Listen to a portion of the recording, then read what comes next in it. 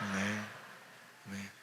오늘도 하나님의 말씀의 은혜와 구원의 감격이 저와 여러분 가운데 충만하시기를 예수님으로 축복합니다. 아멘. 모래 위에 발자국이라는 시가 있습니다. 아마 들어보신 적도 있고 보신 분도 있을 거예요. 그래서 제가 찰스 디킨스는 아니지만 한번 시를 낭독해 보겠습니다. 어느 날 밤에 한 사람이 꿈을 꾸었습니다. 그는 꿈속에서 예수님과 함께 해변을 따라 걷고 있었습니다. 그때 하늘을 스크린 삼아 그의 지나온 삶의 순간들이 영화처럼 펼쳐졌습니다. 모래 위에는 두 사람의 발자국이 있었습니다. 그 중에 하나는 그의 것이었고 다른 하나는 주님의 발자국이었습니다. 그는 모래 위에 길게 펼쳐진 발자국을 보다가 어느 순간부터 오직 한 사람의 발자국만 있는 것을 보았습니다. 그는 그때가 그의 삶에서 가장 절망적이고 가장 슬펐던 순간이었음을 알았습니다.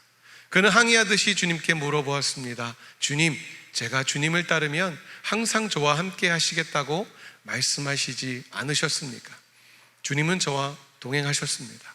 그러나 제 삶의 가장 어려웠던 순간에는 한 사람의 발자국밖에 없는데 이것이 어찌 된 일입니까? 제가 주님을 가장 필요로 할 때 왜 주님께서는 저를 떠나셨는지 이해할 수 없습니다. 주님께서는 이렇게 대답하셨습니다. 나의 소중한, 정말 소중한 아이야, 나는 결코 너를 떠난 적이 없었단다. 내가 고통과 환난을 당하는 시간에 모래 위에서 한 사람의 발자국이 있는 것은 내가 너를 업고 갔기 때문이란다. 우리가 오직 예수를 믿음으로 바라보며 살아간다 해도 때로는 주님이 나와 함께 하신다는 사실이 잘 느껴지지 않고 또 외롭게 느껴질 때가 있습니다. 믿음의 눈으로 보지 않으면 나 혼자 일하는 것 같고, 나 혼자 살아가는 것 같고, 나 혼자 말하고 있는 것 같고, 아무도 내 마음을 알아주지 않는 것 같고, 외롭고 고독한 마음이 들어 포기하고 싶을 때도 있습니다. 그러다 보면 주님이 나와 함께 하시지 않는 건 아닌가라는 생각을 하기도 합니다. 그러다 보면 방금 낭독한 이 모래 위의 발자국 주인공과 같이 가장 힘든 순간 나를 업고 보호하며 가시는 그 주님을 우리는 발견하지 못하고 불평하고 거절할 때도 있습니다. 오늘 말씀을 통해 볼 때 예수님은 제자들 가운데 말씀하시죠. 3년 동안 예수님은 제자들에게 빛과 소망이 되시는 분이셨습니다.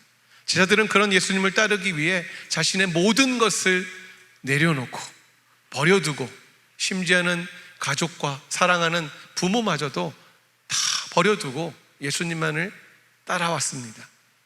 그런데 오늘 예수님께서 아주 충격적인 말씀을 하시는 것이죠. 우리 16절 말씀 함께 읽겠습니다.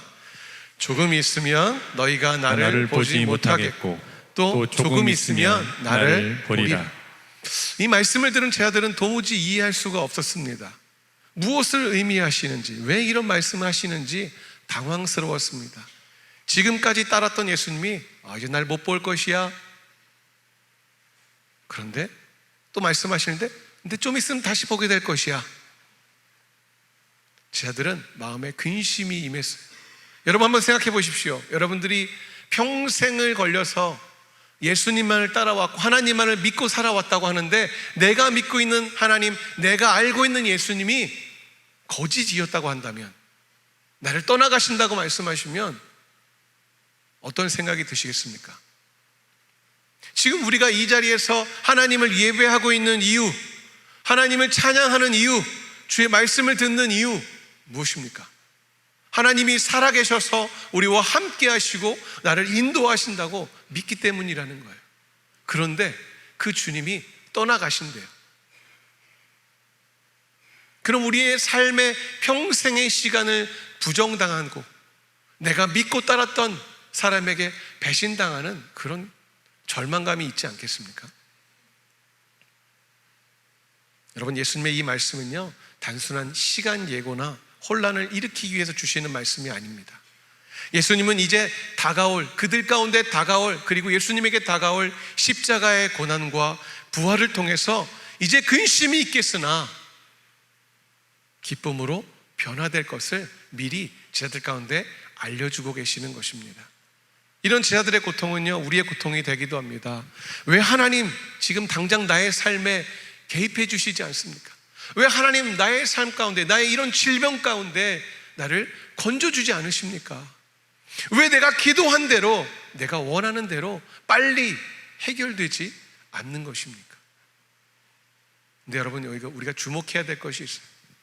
예수님께서는 제자들이 그렇게 느끼실 감정, 내가 조금 있으면 보지 못할 것이다 라고 말씀하셨을 때 느꼈을 그 감정까지도, 근심까지도 알고 계셨고, 또한 그 과정을 통해서 세상에 빼앗길 수 없는 기쁨으로 이끌어 가시겠다고 오늘 말씀으로 약속하시는 것입니다.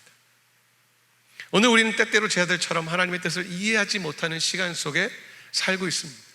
조금 있으면이라는, 조금만 있으면 지나가겠지, 조금만 있으면 나의 근심이 해결되겠지, 조금만 있으면 나의 문제가 해결되겠지. 그런데 여러분 어떻습니까? 그 조금, 잠시라는 시간이 금방 해결되십니까? 금방 지나가십니까? 이렇게 길게 느껴지는지, 이렇게 여전히 해결되지 않는 문제가 있는지 답답해하는 우리 가운데 예수님은 그 근심의 시간조차 하나님의 시간표 안에 있다고 말씀하십니다. 그리고 약속하시는 것이죠. 16장 20절 말씀 이렇게 기록합니다. 너희 근심이 도리어 기쁨이 되리라. 오늘 본문을 통해서 잠시 근심하나 영원한 기쁨으로 변하리라 말씀하신 우리 예수님의 말씀을 우리가 좀 깊이 깨달아 알아가시는 시간 되시기를 예수님 축복합니다. 첫째로 예수님 말씀하십니다. 조금 있으면, 하나님의 시간 계획과 우리의 인내를 말씀하시는 거예요. 조금 있으면. 16절에 읽은 것처럼 예수님께서는 제자들에게 말씀하십니다. 조금 있으면 나를 보지 못하겠고 또 조금 있으면 나를 보리라. 조금이라는 시간은요, 십자가 사건 이후의 부활, 그리고 오순절 성령 강림까지 짧지만 아주 결정적인 구원의 시간을 말씀하십니다. 하지만 제자들은 이 말씀을 이해하지 못합니다. 무슨 말씀이야? 왜 조금 있으면이라고 말씀하시지?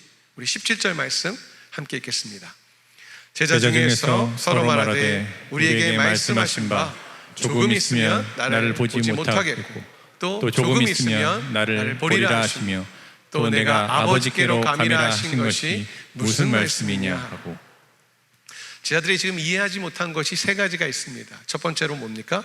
조금 있으면 볼 수 없다는 것, 또 조금 있으면 다시 본다는 것, 그리고 예수님이 아버지께로 가신다는 것.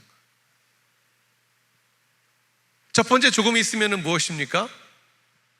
이제 예수님의 죽음이 임박했고 십자가의 사건 가운데 들어갈 것을 말씀하시는 것이죠. 또 두 번째 조금 있으면 다시 본다는 것은 무엇입니까? 그 죽으셨던 주님이 다시 부활하셔서 다시 우리에게 찾아올 것을 말씀하시는 것이죠.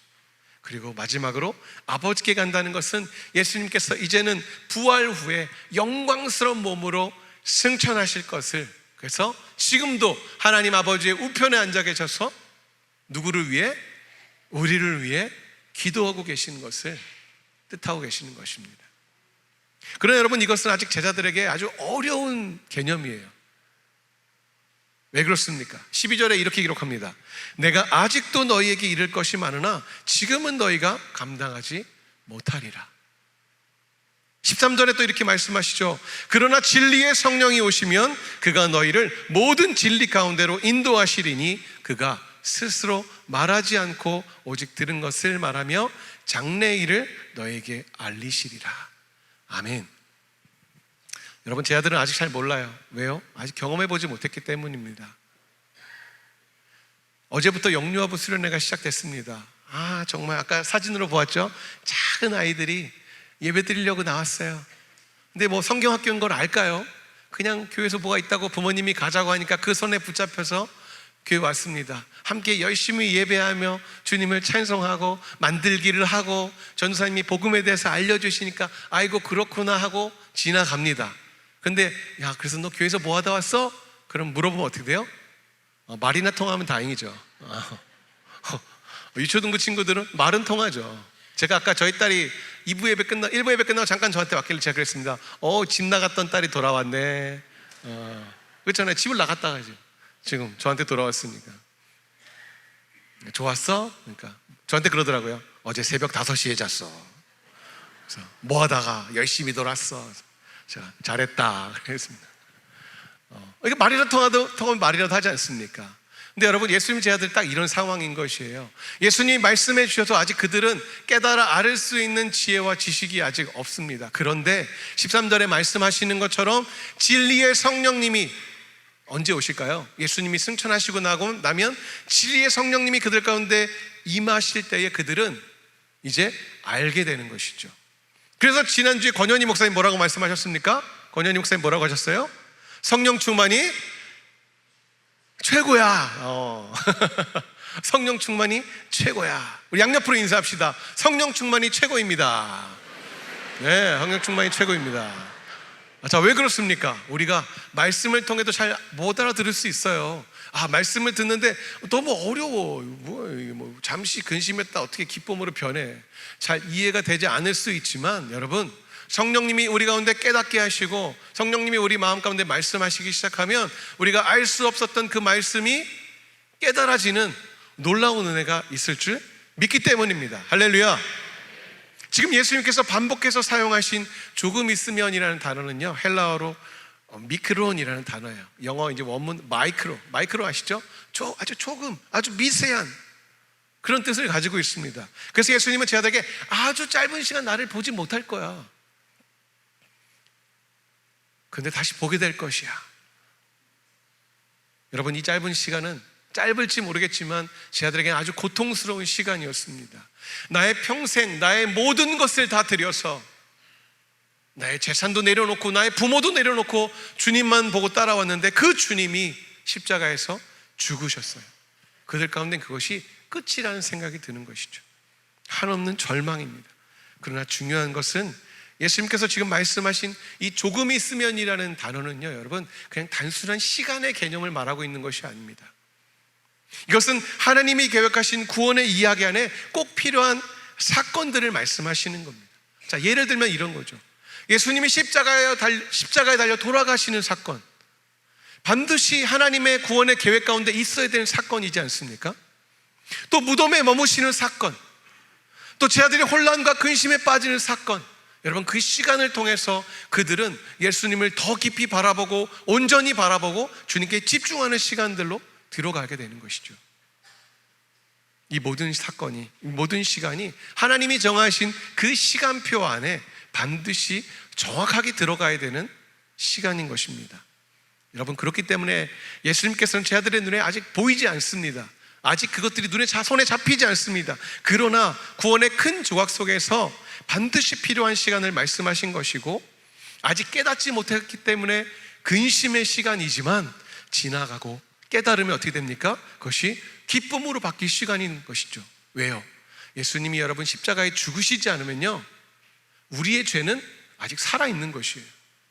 예수님이 십자가에서 죽으시고 부활하시지 않으면 여러분, 우리의 부활도 없는 것입니다.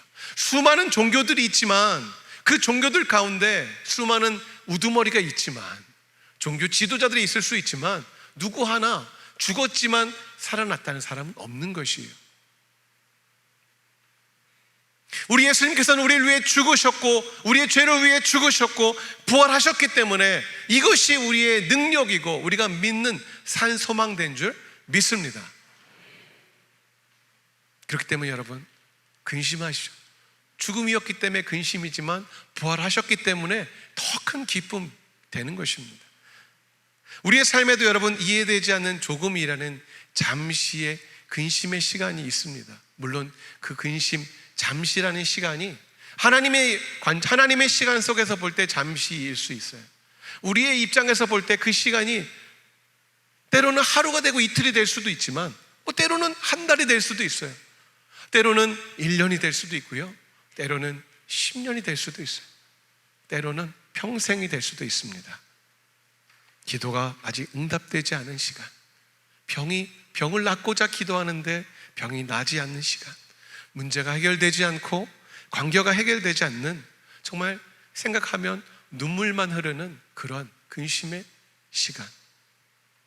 사랑하는 성도 여러분, 우리가 낙심치 말아야 될 것은 주님이 그 시간을 모르시는 것이 아니라는 거예요. 주님은 우리의 상황을, 형편을 너무도 잘 아십니다. 오히려 그 시간을 정확하게 알고 계시며 그 시간 가운데 우리와 함께 하세요. 오직 성령의 도우심으로 정말 우리가 주의 말씀을 온전히 깨달아서 주님의 큰 뜻 가운데 기뻐하시는 저 여러분들 되시기를 예수님의 이름으로 축복합니다. 아멘. 자, 두 번째로 말씀하십니다. 근심이 기쁨이 되리라. 근심했던 것이 기쁨이 되겠다. 20절 함께 다시 읽겠습니다. 내가 진실로 진실로 너희에게 이르노니 너희는 곡하고 애통하겠으나 세상은 기뻐하리라.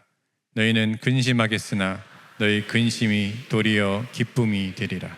아멘. 곡하고 애통하는 이유 조금 전에 말씀드렸죠.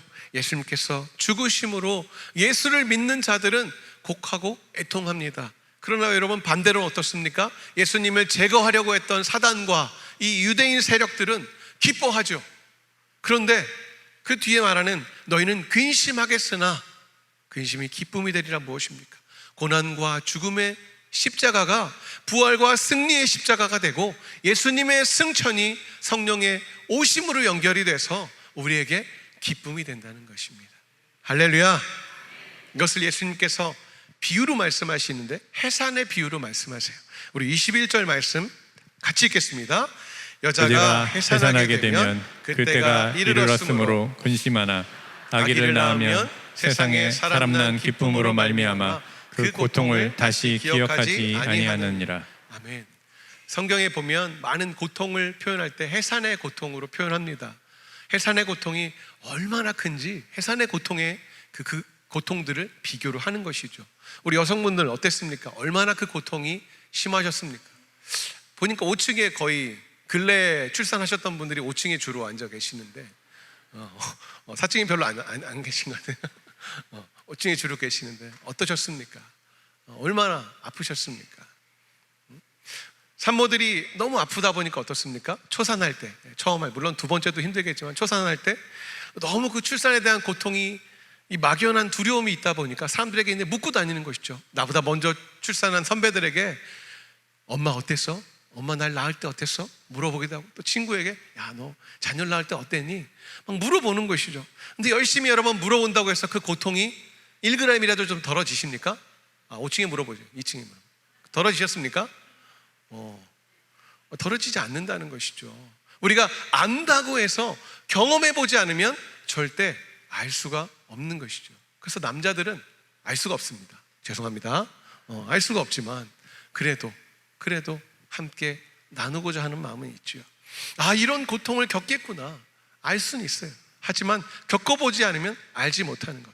산모가 해산의 고통을 느낄 때 산모 주위에 있는 사람들은 어떻겠습니까?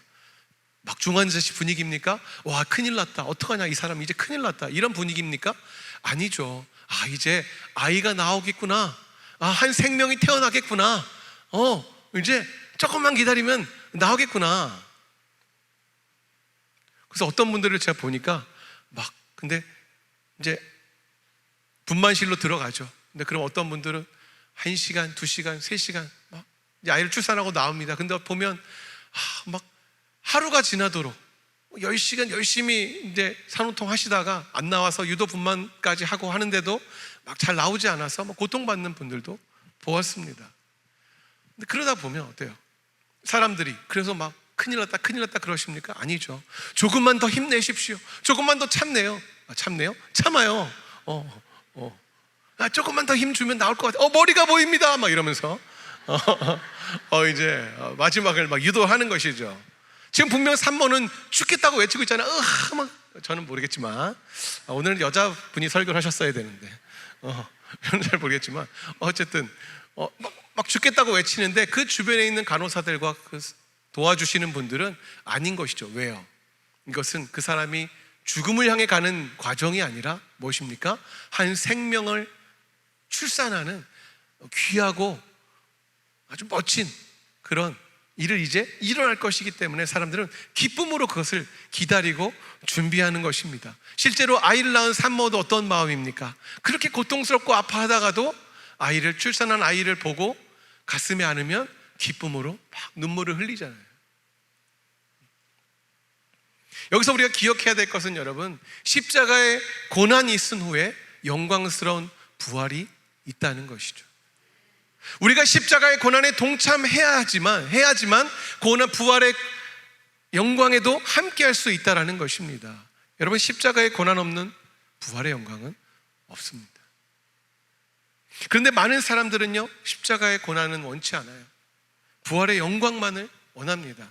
절대 내가 먼저 사랑하고 내가 먼저 다가가고 내가 먼저 용납하는 것이 뭔가 좀 자존심 상하는 일인 것 같고, 내가 부족한 사람이 되는 것 같고, 내가 상대보다 약자가 되는 것 같아서 내가 먼저 무엇인가 하기가 두렵고 어렵습니다. 분명히 그것이 믿는 자로서 먼저 해야 될 것을 알고 있음에도 그렇다는 것이죠. 여러분, 그러나 성령님이 우리에게 임하시면, 그러나 성령님이 우리 가운데 임하시면 이런 역사가 일어난다는 것이죠. 내가 다시 너희를 보리니, 임마누엘의 역사, 하나님이 우리와 함께 하신다라는 그 은혜가 우리 가운데 임하면 그 기쁨이 얼마나 큰지 핍박을 당해도 두렵지 않게 됩니다. 그래서 22절에 이렇게 말씀하시죠. 함께 읽겠습니다. 지금은 너희가 근심하나 내가 다시 너희를 보리니 너희 마음이 기쁠 것이요 너희 기쁨을 빼앗을 자가 없으리라. 예수님은 성령을 통해 지금 십자가의 의미를 깨닫게 하십니다.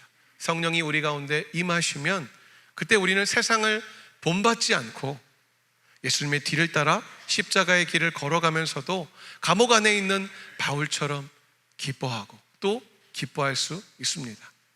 어떠한 고난 중에서도, 성도의 환난과 핍박 가운데서도 모든 일의 주권이 하나님께 있음을 믿어지고 아무도 우리의 기쁨을 빼앗을 수 없는 것이죠. 할렐루야. 정말 이런 기쁨이 저와 여러분 가운데 있기를 예수님을 축복합니다. 세 번째로, 그런 우리들 가운데 이렇게 말씀하시죠. 예수님의 이름으로 기도하라. 23절에 보니까 이렇게 말씀하시죠. 함께 읽겠습니다. 23절. 그날에는 너희가 아무것도 내게 묻지 아니하리라. 내가 진실로 진실로 너희에게 이르노니 너희가 무엇이든지 아버지께 구하는 것을 내 이름으로 주시리라. 아멘. 여기서 그날은 예수님의 부활 이후, 성령의 강림 이후를 말하죠. 예수님이 다시 살아나신 이후 제자들은 더 이상 이게 무슨 뜻입니까? 라고 묻지 않을 것이에요. 왜요? 이미 다 알았잖아요. 잠시 있으면 내가 보지 못할 것이다. 아, 예수님 죽으셨지. 다시 볼 것이다. 오, 예수님 부활하셨지. 예수님이 아버지께 가겠다. 아, 우리 예수님 지금 아버지 옆에 계시겠구나. 여러분, 믿음으로 알게 되어서 경험했으니까 깨달아졌다라는 것이죠. 성령님이 우리 가운데 임재하심으로 이제 이것이 믿어지기 시작한 것입니다. 또한 예수님의 죽음과 부활이라는 사건 자체가 모든 질문에 대한 해답이 되었기 때문입니다. 우리가 여기서 기억해야 될 것은 예수님의 이름으로 기도합니다. 예수님의 이름으로 기도한다는 것이 단지 예수님의 이름으로 기도드렸습니다, 아멘, 이것을 뜻하는 것이 아니죠. 구약에서는 여러분, 대제사장의 중재로 범죄한 우리가 하나님 앞에 나아갈 수 있었습니다. 우리의 죄악을 담당해서 양이나 염소를 잡아서 제사장의 손에 맡겨서 그것이 하나님 앞에 죄가 불살라짐으로 인해서 우리가 흠없음을 입었을 때 하나님 앞에 나아갈 수 있었습니다. 그런데 이제는 어떻게 됩니까? 우리의 죄 없음은 예수님께서 나를 위해 죽으셨고 부활하심으로 말미암아 나의 죄를 성량해 주심으로 말미암아, 아, 내가 이제 거룩함을 입었다라는, 여러분, 내가 예수님의 이름으로 기도한다는 것은 이것을 믿는다라는 것이, 예수님이 나를 위해 죽으셨고 나의 죄를 담당하셨다라는 것을 믿는다라는 것이죠.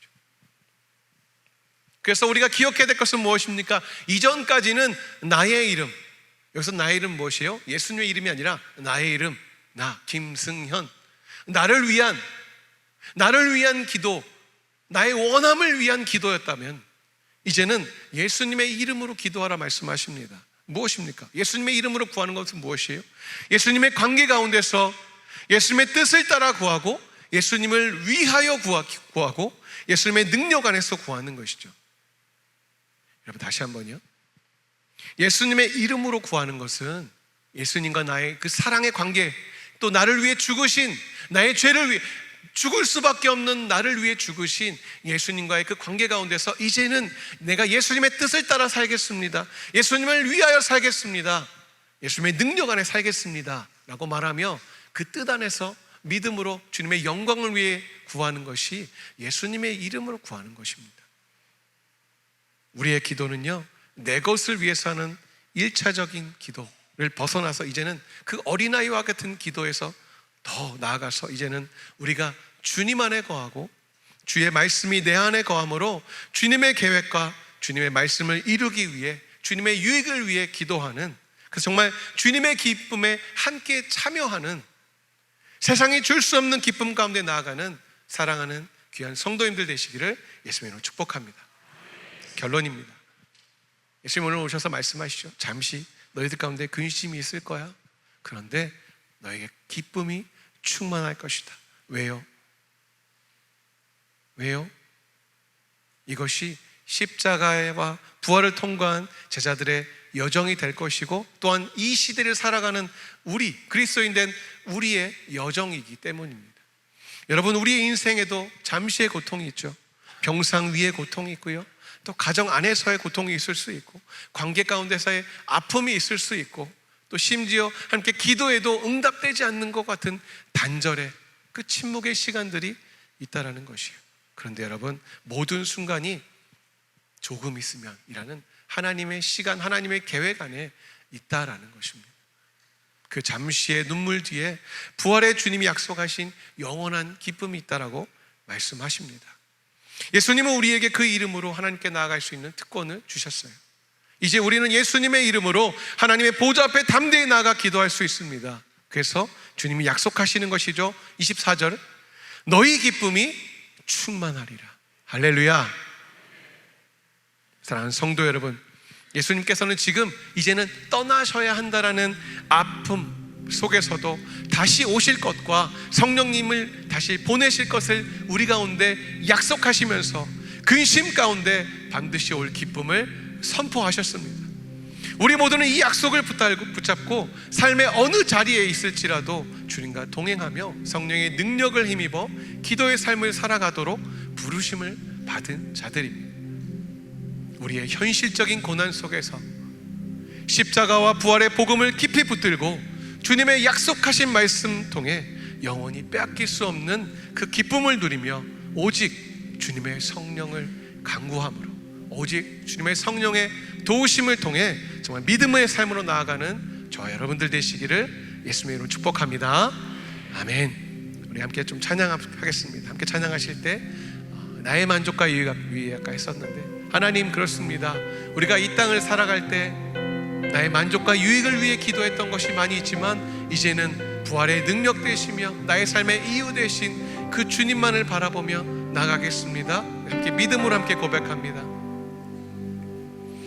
나의 만족과 유익을 위해 가지려 했던 세상 일들 이젠 모두 다 해로 여기고 주님을 위해 다 버린 나의 만족과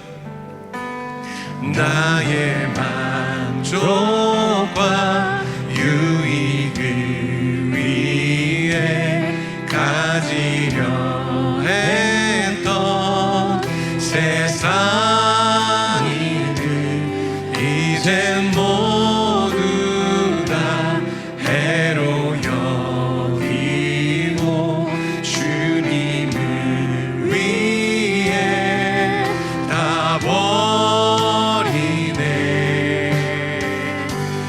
내 안에 가장 귀한 것 주님을 아니라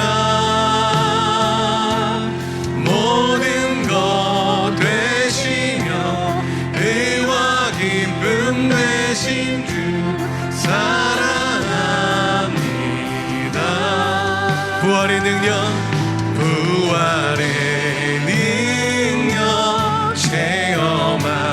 체험하면서 주의 고난에 동참하고 주의 죽으신 본을 받아서 그의 생명에 참여하리. 가장 내 안에 가장 귀한 것 주님이라니라. 모든 것 되시며 의와 기쁨 되신 주 사랑합니다. 내 안에 가장 내 안에 가장 귀한 것 주님이라니라. 모든 것 되시며 의와 기쁨 모든 것 되시며 의와 기쁨 모든 것 되시며 모든 것 되시며 우리 한 번 더 고백합시다. 모든 것 되시며 모든 것 되시며